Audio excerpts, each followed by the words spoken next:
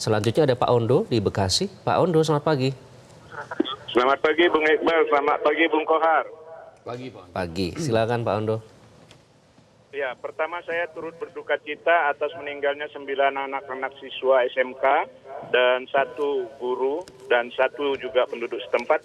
Satu lagi, saya juga turut berduka cita walaupun tidak meninggal kepada supir yang dia bukan ahli mesin, dia bukan ahli rem, dia hanya melaksanakan tugas perintah dari PO. Jadi yang lain korban, tapi PO-nya selamat. Nah ini bagaimana? Capek ini Metro TV menyuarakan hal-hal yang berhubungan seperti ini terjadi kepada Dinas Perhubungan. Ini coba disuarakan ke DPR saja.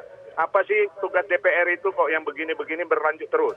Coba saya sarankan ini alat transportasi angkutan pariwisata itu atau yang lain itu dibatasi 15 tahun. Tidak boleh lebih beroperasi seperti di Jepang itu dibatasi. Jadi kalau dia sudah lewat waktunya, ya sudah tidak boleh beroperasi lagi. Misalnya 10 tahun atau 15 tahun, ini udah 18 tahun nih mobil. Jadi saya meminta ini terakhir, selain transportasi, tragedi tersebut juga karena kegiatan wisuda oleh sekolah itu dilakukan di luar kota. Kita ini dulu mungkin nggak ada ya yang begitu ya. Udah serahkan aja di sekolah. Kecuali itu statutur. Satu lagi misalnya, PO-nya tuh harus diberi sanksi. Jangan supirnya saja. Kalau perlu seumur hidup tidak boleh lagi itu beroperasi. Coba yang penting kan kita PO sehat, bus sehat, supirnya sehat, dan jalanan juga sehat, maka tragedi ini tidak akan terjadi. Kir itu dicek pasti itu. Kadang-kadang kir bisa keluar tapi dengan bayar. Terima kasih.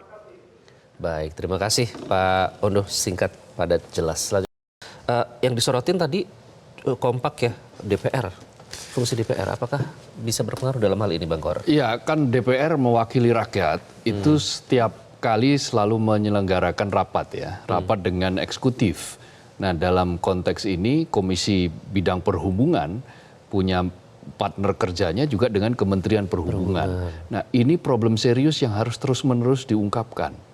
Nah fungsi-fungsi dari pemerintah sebagai pelaksana, sebagai eksekutor, sebagai eksekutif, dan kemudian bersama-sama DPR juga sebagai regulator mengatur, ini harus dicarikan formula yang pas bagaimana misalnya kewajiban katakanlah bukan hanya imbauan, perusahaan-perusahaan bis itu melengkapi setiap kursi itu dengan sabuk pengaman.